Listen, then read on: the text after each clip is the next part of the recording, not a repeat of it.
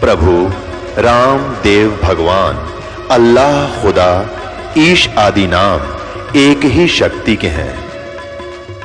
वो कैसा है, कहां है, कैसे मिलता है, किसने देखा है?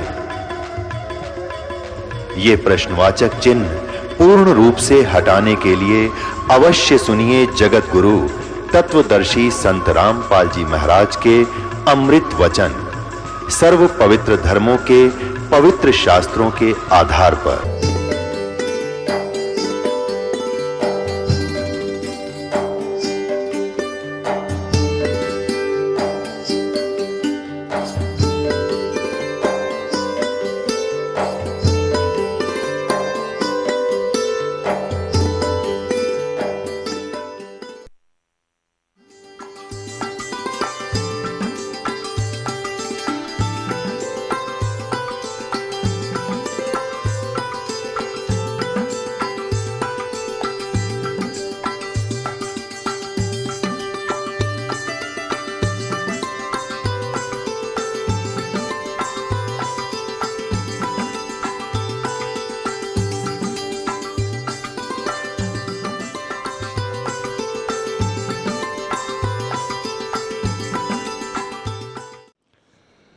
बोलो सतगुरुदेव की जय। बंदी छोड़ कबीर परमेश्वर जी की जय। बंदी छोड़ गरीबदास जी महाराज जी की जय।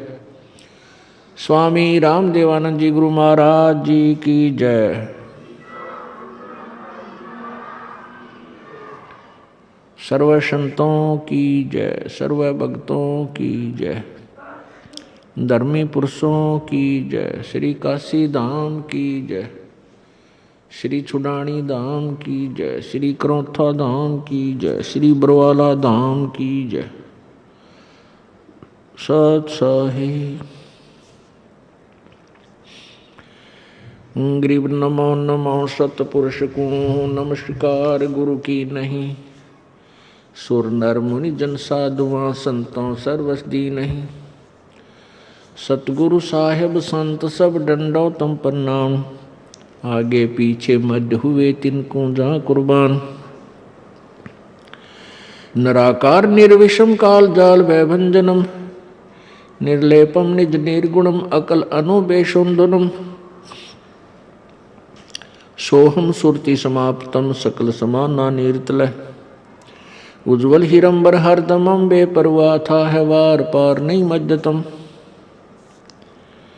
गरीब जो सुमरे सिद्ध होई गणनायक गलताना। करो अनुग्रह सोई पारस पद परवाना। आदि गणेश मनाऊं गणनायक देवन देवा। चरण कमल लो लाऊं आदंत करूं सेवा। परम शक्ति संगीतम रिद्धि दाता सोई। अवगत गुण अतीतम सत्य पुरुष निर्मोही। जगदम्बा जगदीशम मंगल रूप मुरारी। तन मन अर्पों शेषम भक्ति मुक्ति भंडारी। सुर नर मुनि जन ध्यावे ब्रह्मा विष्णु महेशा। शेष सहस मुख गावे पूज्य आदि गणेशा। इंद्र कुबेर सरीखा वरुण धर्म राय ध्यावे। समर्थ जीवन जी का मन इच्छा फल पावे। 33 कोटि अधारा जावे से 88। उतरे भव जल पारा कट है यम की फांसी। 33 कोटि अधारा जावे से 88। उतरे भव जल पारा कट है यम की फांसी। सत साहिब कर जोरूं विनती करूं। धरूं चरण पर शीस। गुरु जी राम देवानंद जी महाराज ने दियो नाम बख्शीश। कोटि कोटि सिजदा करूं कोटि कोटि प्रणाम। चरण कमल में राखियो मैं बांदी जाम गुलाम। कुत्ता तेरे दरबार का, मोतिया मेरा नाम। गले प्रेम की जेवड़ी, जहाँ खेचो वहाँ जाऊं मैं। तो करो तो बावड़ू, दूर दूर करो तो जाऊं। जो राखो तो ही रहूं, जो देवो सो खाऊं।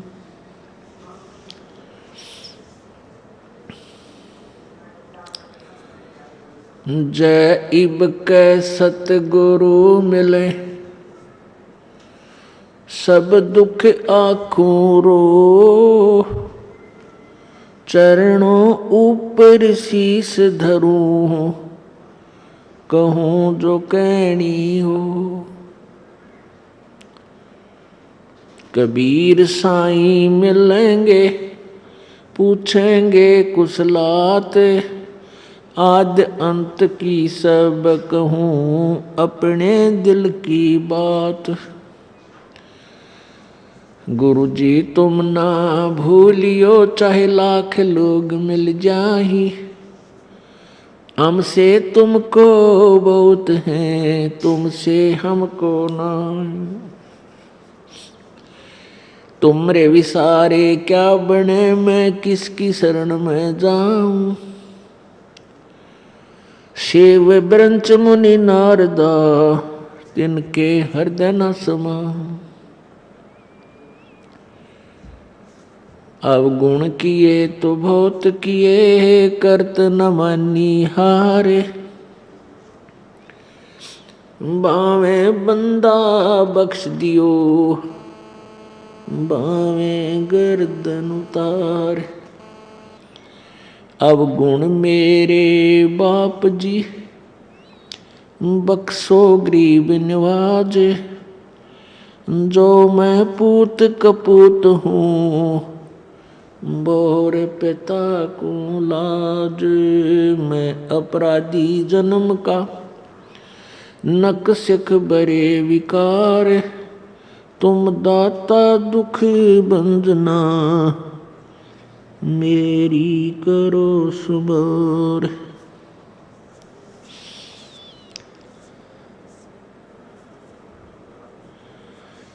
कबीर लूट सको तो लूटियो, राम नाम की लूट।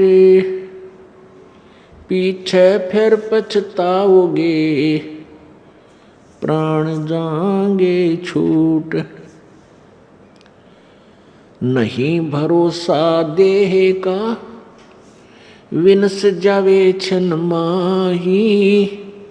श्वास उश्वास में नाम जपो हो, और यतन कछु नाही। कबीर श्वास उश्वास में नाम जपो, व्यर्थ श्वास मत खो। ना जाने इस श्वास को भाई आवन हो के न हो। वो पृथ्वीपति चकवे गए, जिनके चक्र चलंत। ये रावण सरीखे कौन गिने, ऐसे गए अनंत। सर्व सोने की लंका होती, वो रावण से रणधीरम। एक पलक में राज बिराजीव, जम के पड़े जंजीरम।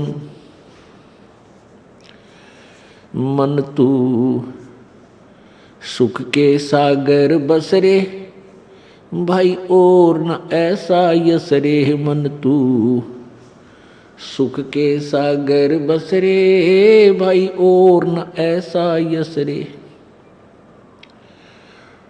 भाई उदय अस्त बिच चक्र चले थे, ऐसी जन ठकुराई। उदय अस्त बिच चक्र चले थे, ऐसी जन ठकुराई। चुन कर ईश्वर कल्प करी, तब खोज न पाया राई। मन तू सुख के सागर बस रे भाई और न ऐसा यस रे। दुर्योधन से राजा होते संग इकोतर भाई। दुर्योधन से राजा होते संग इकोतर भाई। 11 अक्षौणी संग चले थी व देही गीद ना खाई। मन तू सुख के सागर बस रे भाई और न ऐसा यस रे। मन तू सुख के सागर बस रे भाई और न ऐसा यस रे। 60,000 सगड़ के होते कपिल मुनीश्वर खाए। 60,000 सगड़ के होते कपिल मुनीश्वर खाए। एक सपुत्र उत्तान पात का वो परमात्म पद पाए। मन तू सुख के सागर बस रे भाई और न ऐसा यस रे। मन तू सुख के सागर बस रे भाई और न ऐसा यस रे। भाई काशीपुरी कबीरा होते ताहे लखो रे भाई। काशीपुरी कबीरा होते ताहे लखो रे भाई। केसों से बन जा रे जिस कह 9 लख बलद आई। मन तू सुख के सागर बस रे भाई और न ऐसा यस रे। मन तू सुख के सागर बस रे भाई और न ऐसा यस रे। परमपिता परमात्मा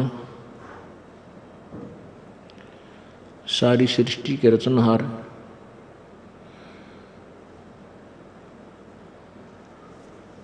पूर्ण परमात्मा, पूर्ण ब्रह्म, कष्ट निवारक, संकट मोचन, अंगहारी, पाप नाशक, वो कबीर देव हैं, वो कबीर प्रभु हैं। ये वही परमेश्वर हैं जो बनारस में, काशी में 120 वर्ष तक एक जुलाहे की भूमिका करके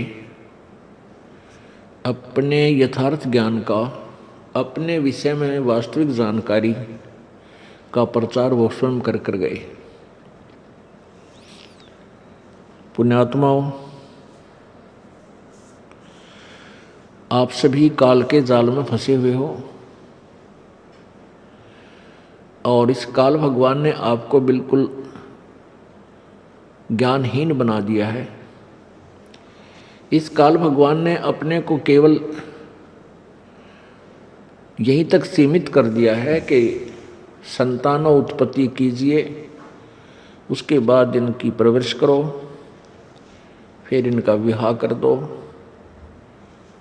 और फिर आप बेशक मर जाओ। पुण्यात्माओं, संतान उत्पत्ति, इनकी परवरिश, विवाह शादी, जो भी फिर इन बच्चों के निमित्त इनके भाग्य में, उनके जीवन में जो कुछ भी घटना घटनी है वो पूर्व निर्धारित है। और हम सभी भी अपने प्रारब्ध को ही पूरा करने के लिए यहाँ आए हुए हैं। प्रारब्ध वो जीवन है, एक मानव जीवन या एक प्राणी जीवन है जिसमें पूर्व जन्म के संस्कारों का ही आपको भोग प्राप्त होता है। उसको आप भक्ति ना करोगे तो भी भोग रहे हैं और भक्ति करोगे तो भी आप उस प्रारब्ध को तो भोग ही रहे हो। जो आपके प्रारब्ध में है वो तो आपको मिलेगा ही मिलेगा।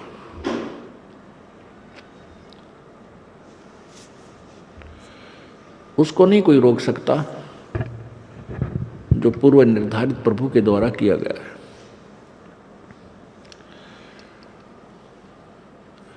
इसके साथ साथ हम परमात्मा की भक्ति साधना शुभ कर्म नहीं करते, ये हमारी भूल है। आज कोई दुखी है तो अपने पुण्य से, अपने पाप से, कोई सुखी है तो अपने पुण्य से। ये पुण्य और पाप कब हुए थे? पूर्व जन्म में, पूर्व जन्मों में, पहले के जन्मों में, जब आप कभी मनुष्य जीवन में थे। तो उन पुण्य और पापों का आपको अब भोग प्राप्त है। जिसके पुण्य अधिक हैं उसी रेशो में, उसी अनुपात में उसके पुण्य अधिक प्रारब्ध में प्रवेश कर दिए गए, मिला दिए गए। जिनके पाप अधिक हैं उनके पाप इस प्रारब्ध में अधिक मिला दिए गए हैं। आपके बहुत से पुण्य ऐसे हैं जो संचित हैं। संचित वो कर्म हैं जो जन्म जन्मांतर में आपने किए और वो इकट्ठे हुए आपके अकाउंट में बैलेंस हैं, शेष हैं।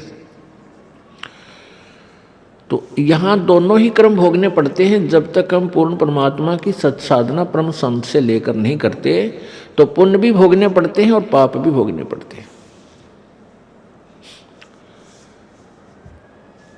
और ये काल भगवान आपके प्रारब्ध को कैसे रचता है? आपके पुण्यों का एवरेज ले लेता है, रेशो लेता है, पापों की भी रेशो लेता है। दोनों को मिलाकर के आपका जीवन निर्धारित हो जाता है। जिनके पाप घने हैं वो दुखी घने, जिनके पुण्य अधिक हैं वो आज सुखी नजर आते हैं। उनके पास कार, कोठियां, संपत्ति, संतान अच्छी है। पुण्यात्माओं, ये प्रारब्ध तो प्रत्येक प्राणी भोग ही जाता है, चाहे वो परमात्मा का नाम बिल्कुल भूल कर भी नहीं लेता। और ये भी कहते हैं कि हम भगवान को नहीं मानते, परमात्मा कहीं नहीं है, क्योंकि वो नास्तिक हो चुके हैं। नास्तिक वो प्राणी होते हैं जो जिनको कोई बचपन से ही ठीक मार्गदर्शन यानी आस्तिक परिवार नहीं मिलता या कोई साधु संत उनको नहीं मिलते। जो बिल्कुल नास्तिक हैं, शराब पीते हैं, मांस खाते हैं, बकवाद गढ़ते हैं और वो आजीवन सुखी नजर आते हैं, जो यहाँ का हम सुख मानते हैं, और मर भी आसानी से जाते हैं। उनकी मृत्यु भी विशेष कष्टदायक नहीं होती है। और कुछ ऐसे भक्त भी होते हैं जो भक्ति भी कर रहे हैं किसी ना किसी इष्ट देव की, और वो दुखी भी हैं और भक्ति भी कर रहे हैं। अब जो दुखी हैं वो भक्ति इसलिए करते हैं कि हम सुखी हो जाएं, वो उनकी मजबूरी है। और लेकिन वो सुखी भी नहीं होते और दुखी भी होते रहते हैं, और फिर उनकी दुर्गति से मृत्यु भी होती है। ये उसका प्रारब्ध था। अब यहां समस्या आ जाती है कि जो व्यक्ति कॉमन होते हैं, न्यूट्रल होते हैं, वो ये कहते हैं भी उस व्यक्ति ने कभी भक्ति नहीं की, ना अच्छे काम किए, और सारी उम्र ठाठ करे, बढ़िया उसकी संपत्ति, संतान थी, खूब बरकत हुई इसके घर में, और मर भी आसानी से गया। उसको कोई जो ना परेशानी नहीं उठानी पड़ी, ना कहीं बड़ा सा कोई ज़्यादा बीमार हुआ। और एक हम देखते हैं ये भक्त सारी उम्र इसने भक्ति भी की, मंदिरों में गया, मस्जिदों में गया, वहाँ धामों पर चक्कर लगाए, भक्ति भी करता रहा, गीता जी का पाठ करता था, और इसको कोई बरकत नहीं हुई, दूने दुख हुए। तो इससे जो न्यूट्रल व्यक्ति होते हैं वो बट नेचुरल नास्तिक हो जाते हैं। वो ये सोचते हैं बताइए भक्ति करा करता रही, इसने करी कोई ना, ये ठाठ से रहा रही, इसकी दुर्गति हो रही, तो क्या दे रहा है इस भक्ति में, क्या रखा है इस भक्ति में। तो पुण्यात्मा ये तो है कॉमन सोच, अपनी साधारण व्यक्ति की, अपने लेवल की, अपने स्तर का ज्ञान है, ये लोक वेद है। इन सभी धारणाओं को सेट करने के लिए, सभी धारणाओं को सुचारू करने के लिए भी कौन से काम करने चाहिए, कौन से ना करने चाहिए। और वो जो व्यक्ति सुखी रहा, सारा जीवन ठाठ किए, वो उसमें क्या राज था, और जिसने भक्ति भी की दुर्गति रही, उसमें क्या राज था। इसका निर्णय संत देते हैं, सतगुरु के विचार देते हैं, परमात्मा के सदग्रंथ देते हैं, परमात्मा का विधान बताएगा। तो उसको हमने मानना चाहिए, उस पर आरूढ़ हो जाना चाहिए। फिर हम अपनी दंत कथाओं को आगे नहीं लाना चाहिए, उसमें वो आगे नहीं अड़ानी चाहिए। तो जब हमें पूर्ण ज्ञान होगा, तत्व ज्ञान हमें हो जाएगा, फिर ये सभी इस प्रकार की जो शंकाएं हैं ये मन में कभी नहीं उठेंगी। तो पुण्यात्माओं, प्रारब्ध तो प्रत्येक प्राणी अपना भोग ही रहा है और भोगता रहेगा। इसके साथ साथ हमने एक अति आवश्यक कार्य और करना चाहिए था, जिसको हम नहीं कर पाए, कारण कुछ भी रहा। वो अति आवश्यक कार्य है परमात्मा परमेश्वर पूर्ण ब्रह्म की भक्ति, शास्त्र अनुकूल परम संत से लेकर के गुरु धारण बना करके, यानी पूर्ण संत, इन नकली संतों से, अधूरे जो कथित संत हैं, इनसे उपदेश लेने मात्र से भी लाभ कतई नहीं होगा। अब जैसे वो व्यक्ति भक्ति भी करता था दूसरा, और एक नहीं करता था, एक वो सुखी भी रहा, दूसरा भक्ति करते करते भी दुखी रहा। तो प्रथम तो उसके प्रारब्ध था, उसके दुख थे, उसमें पाप गणे कर रखे थे किसी जन्म में, वो उसने भोगे। और दूसरा, उस व्यक्ति के पास शास्त्र अनुकूल साधना नहीं थी, पूर्ण परमात्मा की नहीं थी। जब तक आप पूर्ण परमात्मा, पूर्ण ब्रह्म, सत्य पुरुष कबीर देव की, कबीर परमात्मा की भक्ति नहीं करोगे परम संत लेकर यथार्थ मंत्रों से, तब तक आप अपना प्रारब्ध तो भोगते रहोगे, जैसा किया वैसा कर्म भी भोगोगे। अन्य किसी भी देव की, किसी भी भगवान की आप जी पूजा करते हो, उससे आपके, ठीक है, पुण्य और भक्ति कर्म जो उस स्तर के हैं वो तो इंक्रीज हो जाएंगे, वो पुण्य तो बढ़ जाएंगे, लेकिन आपके गुड अकाउंट में लिख दिए भी जाएंगे। लेकिन आपके प्रारब्ध के कष्टों में, संकटों में कोई परिवर्तन नहीं कर सकते, नहीं हो सकता। क्योंकि वो प्रभु जिनकी आप साधना करते हो वो अंगारी नहीं है, वो पापों के शत्रु नहीं है, वो बंदी छोड़ नहीं है, वो बमबारी नहीं है। इसलिए हमने उस परम पिता परमात्मा पूर्ण ब्रह्म की वो सत्य भक्ति करनी पड़ेगी, जिससे हमारे पाप भी नाश हों, प्रारब्ध में हमारे जो कष्ट लिखे हुए हैं उनको भी परमात्मा नाश करे। पुण्यात्माओं, परमात्मा की प्राप्ति भक्ति हम इसी उद्देश्य से करने लगते हैं कि प्रथम तो हम ये चाहते हैं कि भाई भगवान हमारा कल्याण करे, साधना भक्ति करने से हमारा कल्याण हो। कल्याण का क्या तात्पर्य है? कल्याण का अर्थ है कि हमें हर प्रत्येक, जैसे प्रत्येक दिशा में हम सुखी हों, ना कोई आपत्ति आवे, ना कोई कष्ट भोगना पड़े, और पूर्ण मोक्ष हो। कल्याण का अर्थ होता है कति छुटकारा हो जाए, हम बिल्कुल दुखों से दूर हो जाए, उसको कल्याण कहते हैं। अब कति छुटकारा क्या हो? कोई पाप, कोई दुख ना हो, और दुख तब तक बना रहेगा जब तक आपका जन्म मृत्यु है। क्योंकि यहां जब आपका प्रारब्ध बनकर आओगे तो पुण्य और पाप दोनों होंगे। उन पुण्य और पापों के साथ साथ आपको अन्य भी आपदाएं, प्राकृतिक आपदाओं का भी सामना करना पड़ता है। यहाँ अन्य प्राणी जो हिंसक प्राणी हैं वो भी आपको बाधा करते हैं, और दुष्ट प्रकार के व्यक्ति भी जो मनुष्य शरीर में आए हुए हो, नीच प्राणी, वो भी आपको तंग करने में कसर नहीं छोड़ते हैं। तो जब तक आप यहाँ आते रहोगे, जन्मते मरते रहोगे, आप सुखी नहीं हो सकते। ये सुख हो ही नहीं सकता, क्योंकि मां के पेट में दुख पान लगाए प्राणी। माँ के गर्भ में ही इतना कष्ट ये उठाता है कि ऊपर ने तो पैर होते हैं, नीचे को सिर, और फिर वो बच्चा अंदर उसको बहुत पीड़ा होती है। आत्मा जो है ये, इसके अंदर युगों युगों के संस्कार फीड हैं। आत्मा के अंदर अंतःकरण में एक कंप्यूटर है जिसमें कोड वर्डों में अनंत असंख्य जन्मों के आपके सभी संस्कार उसके अंदर डिपॉजिट हैं, फीड हैं, जमा हैं। और जब ये प्राणी माँ के पेट में होता है, इसको सब याद आ जाते हैं। 9 महीने तक उल्टा सिर नीचे को, पैर ऊपर न, और माँ के पेट में ऐसे घूमता रहता है, चक्कर काटता। चक्कर क्यों काटता है? क्योंकि इसको अंदर से, इसके कच्चे शरीर पर बहुत ऐसे पीड़ाएं होती हैं। क्योंकि एक तो शरीर इंक्रीज होता है, और फिर अंदर ऐसे जैसे माता कोई आहार करती है, उसका भी अंश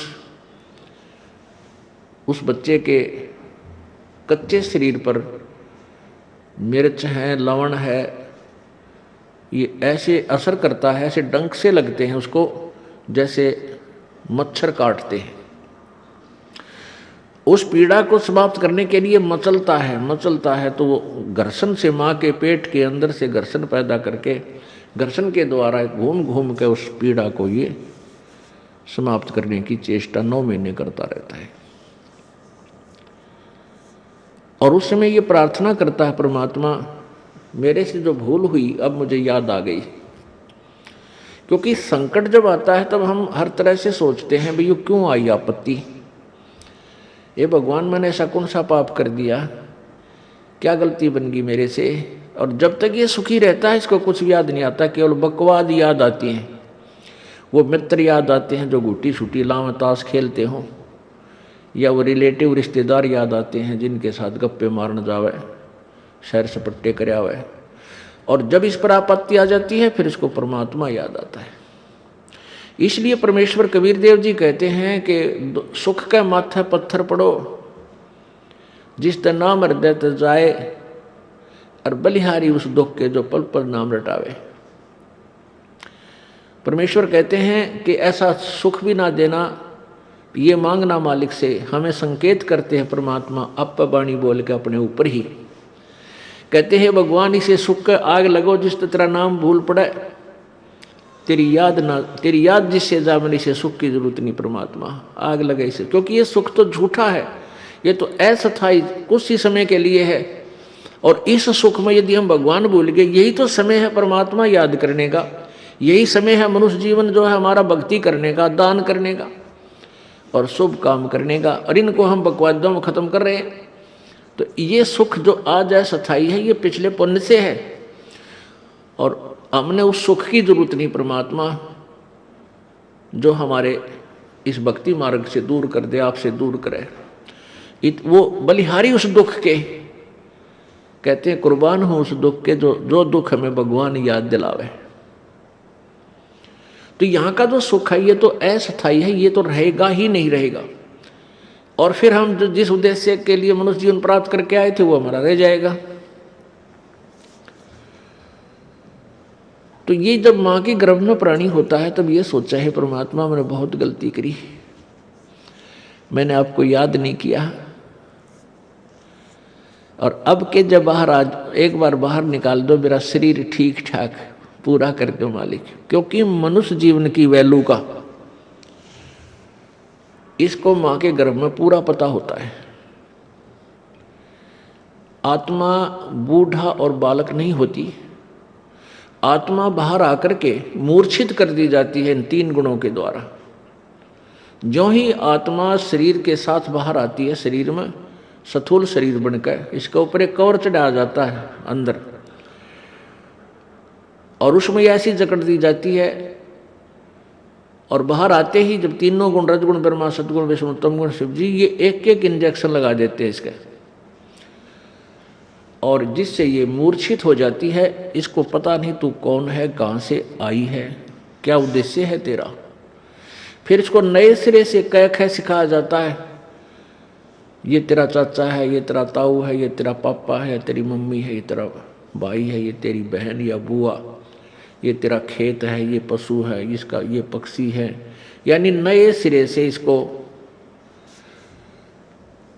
ये ऐसी शिक्षा फिर दी जाती है। माँ के गर्भ में इसको पता होता है कि मैं जब भी जाता हूँ, बाहर गए हैं उसी समय हमने भक्ति नहीं की, और परमात्मा की सत्य भक्ति ना करने से अन्य भक्ति तो बहुत की, जैसे ओम नाम का जाप करके ऋषियों ने हठ योग करके तप किए, उस साधना से कहाँ चले गए, स्वर्ग चले गए, महास्वर्ग चले गए, वहाँ देवता बन गए हैं, ब्रह्मा विष्णु महेश तक की पदवी को हमने प्राप्त कर लिया, और फिर अपने पुण्यों को समाप्त करके हम फिर पशु बन गए, पक्षी बन गए, गधे बन गए, कुत्ते बन गए, सुअर बन गए। ये भक्ति भी यूजलेस, जिसे संकट तो मिटाई नहीं, ठीक है कुछ समय के लिए जो बकवाद थी स्वर्ग में वो ठाठ कर आए। जैसे एक धनी व्यक्ति यहाँ हरियाणा, पंजाब, राजस्थान, उत्तर प्रदेश आदि का, और 2 महीने कुल्लू मनाली शिमला की साइड चला जावे, पैसे ले जाओ 20, 30, 50 हज़ार 2 महीने के लिए, पूरा परिवार चला जाए, चाहे आप अकेला जाए। और वहाँ क्या करते हैं, ठाठ करने का क्या तरीका है कि होटल में कमरा किराए पर ले लिया, और वहाँ सारा दिन ठंडी ठंडी हवा, अच्छे बाग बगीचे, पहाड़ दृश्य दिखाई दें सुंदर सुंदर, उनने घूम फिर के देखा है, और 2 महीने वहाँ रहे, क्योंकि वहाँ बहुत ही अच्छा वातावरण, मौसम होता है, गर्मी नहीं होती, प्यारी प्यारी ठंड होती है। तो वो 2 महीने में 20, 30, 50 हज़ार रुपये बर्बाद करके, खर्च करके, जेब कटवा के वापस आ जाता है। और 10 महीने फिर कर्म क्षेत्र में वो खून पसीना करे, झूठ बोला किसी तो लूटा खसोटा, यानी पुण्य पाप इकट्ठे करे। ऐसे ही ये मनुष्य जीवन है, जब तक हमें स्थायी स्थान नहीं मिलेगा, सतलोक प्राप्ति नहीं होगी, यानी पूर्ण मोक्ष नहीं होगा, जन्म मृत्यु सदा के लिए नहीं मिटेंगी, तब तक हमारा ये चक्कर पड़ा ही रहेगा। तो इस आत्मा को माँ के शरीर में ये भी पता पेट के अंदर ये भी पता चल जाता है कि जो साधनाएं मैं कर रहा हूं ये भी पूर्ण मोक्षदायक नहीं है, ये संकट निवारक भी नहीं है, और अब के पूर्ण संत की खोज करूंगा जो देवता बने हुए हैं। अब उन देवताओं को जब ये देवता पद प्राप्त करने की या स्वर्ग जाने की जो साधना करके चले गए, उसी साधना को ये अंतिम मान रहे थे, श्रेष्ठ मान रहे थे। तो वहां जाने के बाद फिर इनको याद आता है कि वेदों में लिखा है, क्योंकि जिन ऋषि महर्षियों ने वेदों अनुसार साधना की, और वो कहाँ गए, ब्रह्मलोक में, ब्रह्म की पूजा करने वाले ब्रह्मलोक में जाते हैं। और गीता जी अध्याय नंबर 8 के श्लोक नंबर 16 में लिखा है कि ब्रह्मलोक पर्यंत भी सभी आवागमन में है, जन्म और मृत्यु के अंदर है।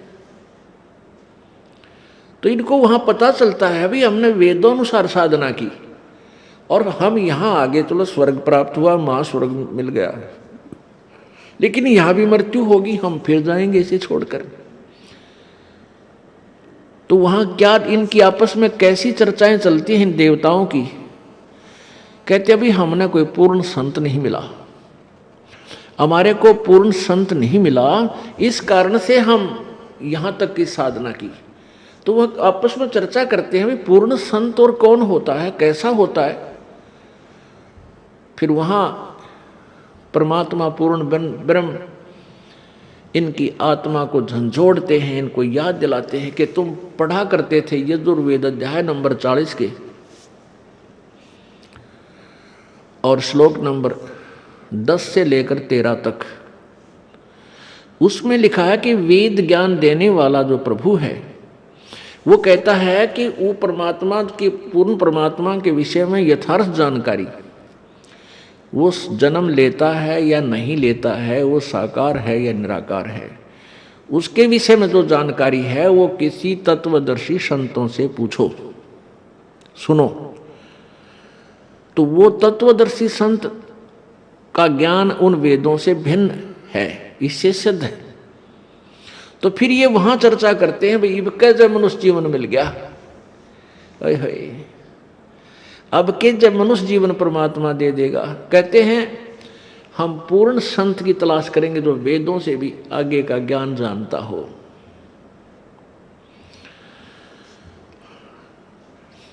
अब परमात्मा अपनी सच्चिदानंद घन की वाणी में 5वें वेद में कहते हैं, इस देही को देवालोचे तू नर क्यों उकलाता। जैसे कई व्यक्ति दुखी हो जाते हैं अपने प्रारब्ध के पापों से, संकट के ऊपर संकट, संकट के ऊपर संकट आ रहा है, तो वो क्या दुखी होकर के क्या धारणा करते हैं, हे भगवान आत्महत्या कर लो। इसके विषय में परमेश्वर अपनी वाणी में कहते हैं, इस देही को और देवता लोचे तू नर क्यों उकलाता। इस मनुष्य शरीर को तो देवता भी तरस रहे हैं जो तुझे प्राप्त हुआ है, और तू इसने क्यों उकलाता है, यानी इसने क्यों छक लिया।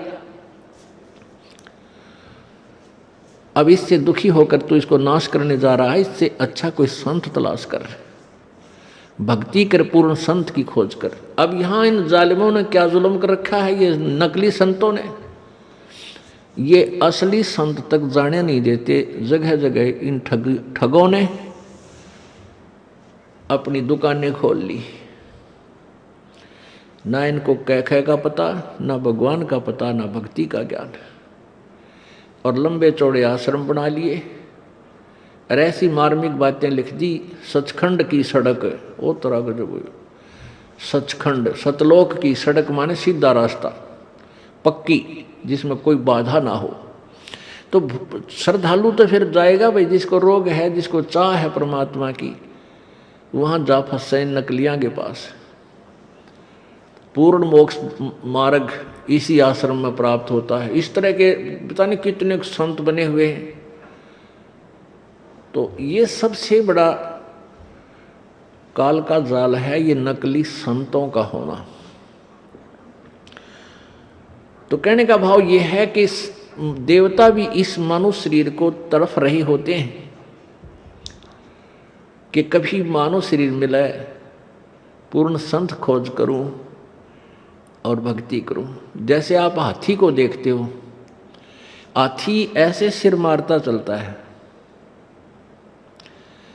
अब हाथी को नेक्स्ट जीवन, अगला जीवन दिखाई देता है कि इसके बाद मैं के बनूंगा, गधा बनूंगा या कुत्ता बनूंगा या सुअर बनूंगा या मानव बनूंगा।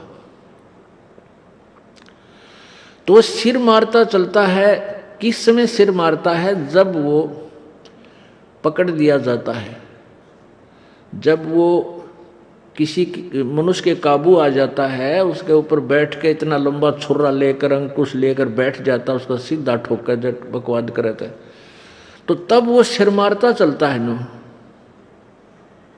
खड़ा खड़ा भी सिर मारता रहता है। अब वो ये सोचता है वह बड़ा फंसा, बहुत फंसा मैं, और जय इब का मनुष्य शरीर मिल गया तो पूर्ण संत की, पूर्ण परमात्मा की भक्ति करूंगा। पूर्ण संत की खोज करके और सही भक्ति करके अपना पीछा छुड़वाऊंगा। अब परमात्मा यहाँ क्या बताना चाहते हैं कि जो कुंजर सिर धुनत है, अगला जन्म सुझंत, इब कहेल नर करत सेव पूरे संत।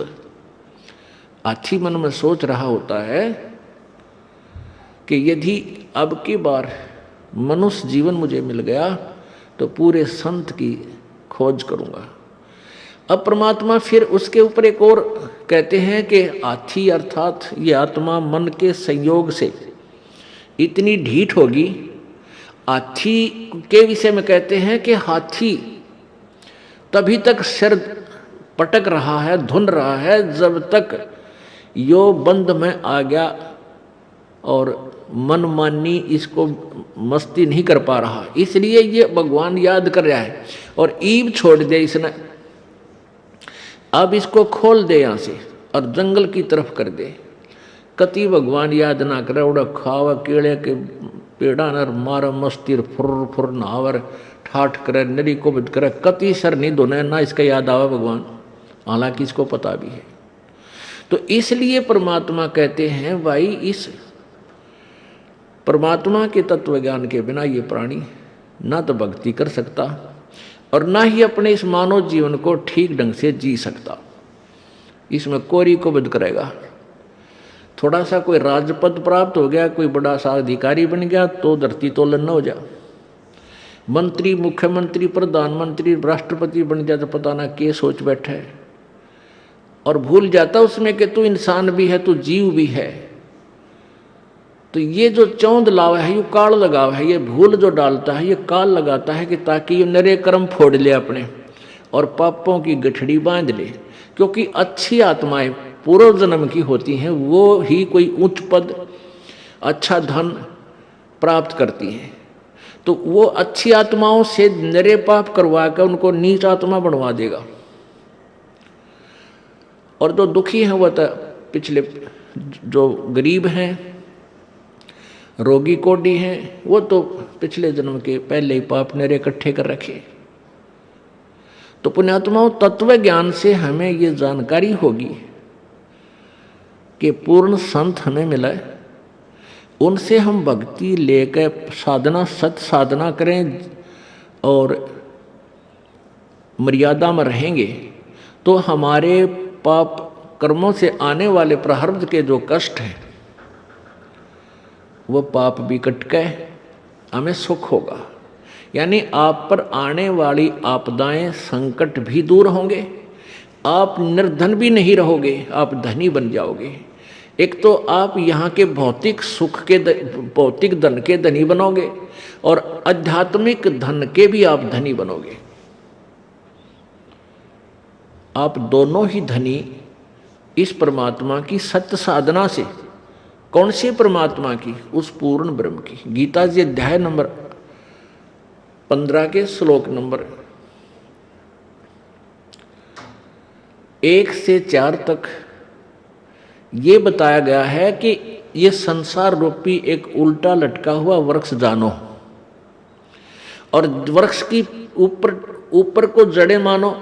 ऊपर अर्श कुर्श पर, अर्श माने आसमान पर, कुर्श माने उसके कॉर्नर पर, आखिरी छोर पर, अर्श कुर्श पर श्वेत गुमज है। और जहां परमेश्वर का डेरा, जहां कबीर परमात्मा का डेरा स्थान सतलोक है। अरस यानी आसमान के अंतिम छोर पे, ऊपर में, कति चोटी में, सुन शिखर में, तो वहां परमात्मा रहता है सतलोक में। तो ऊपर को तो जड़ है, यानी वहां से तो सबकी उत्पत्ति हुई है। वहीं से ब्रह्म की उत्पत्ति, जो 21 ब्रह्मांड का मालिक है, ब्रह्मा विष्णु महेश का पिता है, जिसको काल ज्योति निरंजन भी कहते हैं, काल ब्रह्म भी बोलते हैं। और वहीं से परब्रह्म जो 7 संग ब्रह्मांड का स्वामी है, उसकी उत्पत्ति हुई है। अर्थात वो जड़ है, वो मूल है, मुख्य है सबकी, सभी प्राणियों और सभी ब्रह्मांडों का रचनहार वही है। तो वो ऊपर को जड़ वाला, तो ये आदि पुरुष परमेश्वर यानी पूर्ण ब्रह्म रूपी तो जड़ समझो इस संसार रूपी वृक्ष की। और नीचे को ये तीनों गुण रूपी शाखा, रजगुण ब्रह्मा, सतगुण विष्णु, तमगुण शिव जी, ये शाखाएं हैं। बीच के जो और भाग हैं उनको काल ब्रह्म ने नहीं बोला गीता में। उसके लिए गीता जी अध्याय नंबर 4 के श्लोक नंबर 34 में बताया है कि वो तत्व ज्ञान जो अध्याय नंबर 4 के श्लोक 32 में जिसके विषय में लिखा है कि सच्चिदानंद घन की वाणी में वो लिखा हुआ है, विस्तार से कहा उस तत्व ज्ञान को, यानी कंप्लीट नॉलेज, उस पूर्ण संपूर्ण ज्ञान को किसी तत्वदर्शी संत से जाकर पूछ। उनको दंडोत प्रणाम करने से, कपट छोड़कर उनसे प्रसन्न करने से वो तत्वदर्शी संत तुझे उस परमात्म तत्व की, यानी और परमात्मा गीता ज्ञान दाता से कोई भिन्न है, उस पूर्ण ब्रह्म के बारे में जानकारी देंगे। उस तत्वदर्शी संत की पहचान बताई है 15वें अध्याय के प्रथम श्लोक में। उसमें बताया कि ऊपर को जड़ वाला, नीचे को तीनों गुण रूपी शाखा वाला, ये जो संसार रूपी वृक्ष के सारे पार्ट, सभी विभाग, जड़ कौन परमात्मा है, और तना कौन प्रभु है, डार कौन प्रभु है, और शाखा कौन है, ये विस्तार से जो जानकारी देगा स वेदवित, वह वेद के तात्पर्य को जानने वाला है, अर्थात वो तत्वदर्शी संत है।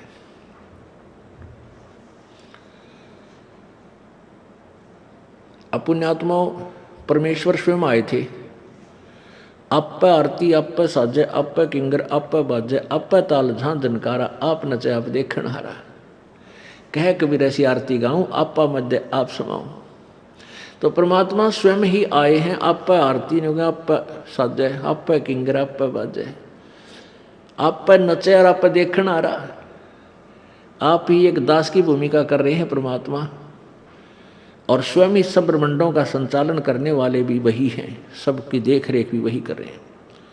तो उन्होंने स्वयं ही आकर के ये ज्ञान बताया था, तत्व ज्ञान बताया था। उसमें वो क्या ज्ञान बताया था कि अक्षर पुरुष एक पेड़ है, निरंजनवा की डार, और तीनों देवा शाखा है, ये पात रूप संसार। उस परमेश्वर ने ही डिटेल बताई सारी। जड़ तो वो खुद मालिक है ही, उससे अलग बता रहा है कि जैसे पेड़ आपको बाहर नजर आता है पृथ्वी से, तुरंत वो मोटा जो हिस्सा होता है वो तना है। ये संसार रूपी वृक्ष का जो 7 संग ब्रह्मांड का जो अक्षेत्र है, उसका मालिक है, उसको तो समझो तना है, और वो है परब्रह्म यानी अक्षर पुरुष। उससे फिर आगे मान लीजिए तना का एक डार निकलती है मोटी, उसको समझो ये अक्षर पुरुष, अक्षर यानी सर पुरुष यानी ब्रह्म ज्योति निरंजन कहो, इसे काल कहो। और उस डार के फिर 3 शाखा हैं, ये रजगुण ब्रह्मा, सतगुण विष्णु, तम गुण शिवजी रूपी शाखा, और फिर पात रूप संसार। इस विस्तार से जो बताएगा स वेदवित, वो तत्वदर्शी संत है। तो तत्वदर्शी संत की खोज करने के बाद उस परम पद परमेश्वर की खोज करनी चाहिए। जब तत्वदर्शी संत आपको मिल जाए, उसके पश्चात गीता जी अध्याय नंबर 15 के श्लोक 4 में कहा है कि तत्पश्चात परमात्मा के, उस परमेश्वर के उस परम पद की खोज करनी चाहिए, जहाँ जाने के बाद फिर संसार में लौटकर प्राणी कभी नहीं आता। और जिसने सारे ब्रह्मांडों की रचना की है, जिस भगवान ने, और गीता ज्ञानदाता कहता मैं भी उसी की शरण में हूँ, उसी की भक्ति करनी चाहिए। गीता जी अध्याय नंबर 18 के श्लोक नंबर 62 में कहा कि अर्जुन तू सर्वभाव से उस परमेश्वर की शरण में जा, जिसकी कृपा से तू परम शांति और शाश्वत स्थान अर्थात सनातन परम धाम को यानी सत्यलोक को प्राप्त होगा। वहां जाने के बाद फिर कभी जन्म मृत्यु नहीं होगी। वहां जाने के बाद प्राणी कभी लौटकर संसार में नहीं आते। 15वें अध्याय के 4थे श्लोक में स्पष्ट किया है। और इन 3 प्रभुओं के विषय में गीता जी अध्याय नंबर 15 के 16 और 17 श्लोक में स्पष्ट किया है। एक क्षर पुरुष, एक अक्षर पुरुष, यानी एक ब्रह्म, एक परब्रह्म, और ये दोनों ही नाशवान हैं। इनके लोगों के प्राणियों का भी सतुल शरीर नाशवान ही है, और जीवात्मा सबकी वो तो अमर है ही, गधे की भी है, कुत्ते की भी है। फिर 17वें श्लोक में 15वें अध्याय के गीता जी में कहा है कि उत्तम पुरुष है, पुरुष माने प्रभु, उत्तम पुरुष है तो अन्य परमात्मा इति उदाहरते हैं। और ये लोग तरनम आविश्य विभर्ति आवे ईश्वर है, कति स्पष्ट कर दिया है कि जो उत्तम पुरुष, पुरुष माने प्रभु, उत्तम माने श्रेष्ठ, यानी सही भगवान तो इन ऊपरलों से और ही ऊपर वर्णित 16वें श्लोक में वर्णित भगवानों अक्षर पुरुष, क्षर पुरुष और अक्षर पुरुष से कोई और ही है, और वही परमात्मा इति उदाहरते उसको भगवान कहा जाता है। और वही लोक तरम आविश्य विभर्ति, तीनों लोकों में प्रवेश करके सबका धारण पोषण करता है, वो अव्यय ईश्वर है। अव्यय माने अविनाशी, वो वास्तव में अविनाशी परमात्मा है। तो पुण्यात्मा, हमने उस परमात्मा की भक्ति करनी है। उसकी भक्ति करने से हम पाप, जो हमारे प्रारब्ध में दुख हैं, उनसे भी छुटकारा होगा। हमारे जो प्रारब्ध में दुख हैं उनसे भी हमारा छुटकारा होगा, क्योंकि मासा घटे न चल बध है, वेद न लिखे जो लेख, सच्चा सतगुरु मेट करे, ऊपर मारे मेखे। कहते हैं मासा घटे न चल बध है, वेद न लिखे जो लेख,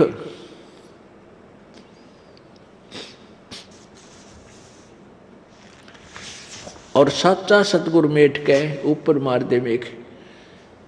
आपके प्रारब्ध में जो भी लिख दिया गया है, आपका जो मनुष्य जीवन आपको प्राप्त है, इसमें जो कुछ भी लिखा गया है इसमें कोई परिवर्तन नहीं हो सकता।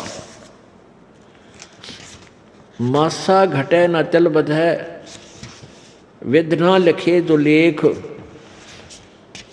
जो परमात्मा ने आपके भाग्य में लिख दिया उसमें कोई परिवर्तन नहीं हो सकता।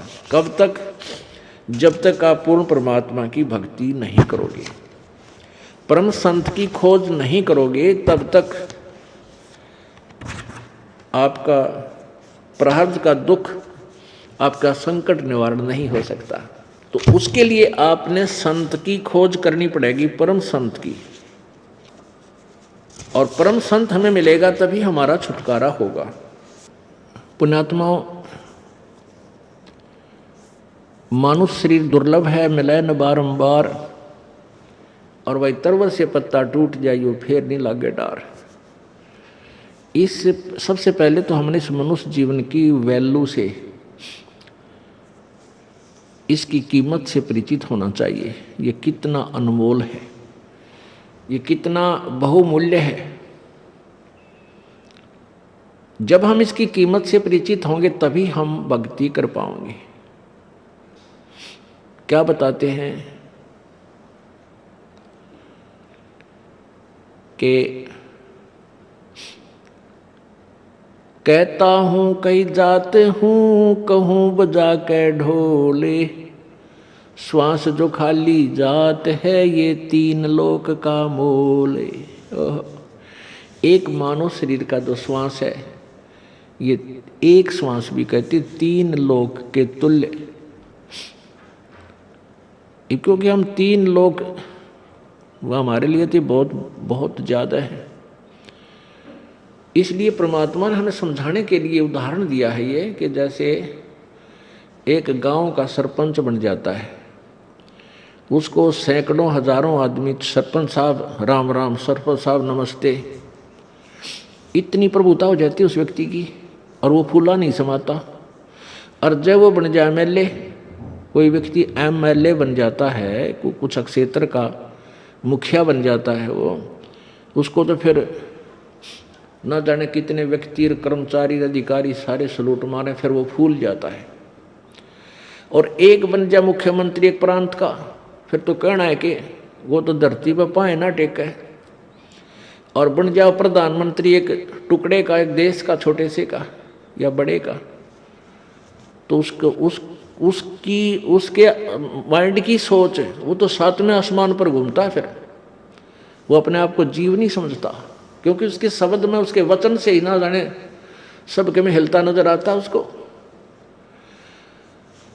तो परमात्मा कहते हैं अगर पृथ्वी का एक राजा हो तो वो, उसकी कितनी प्रभुता होगी, उसके दिमाग में क्या सोच होगी, और उसकी कितनी वो अपनी वैल्यू समझता है।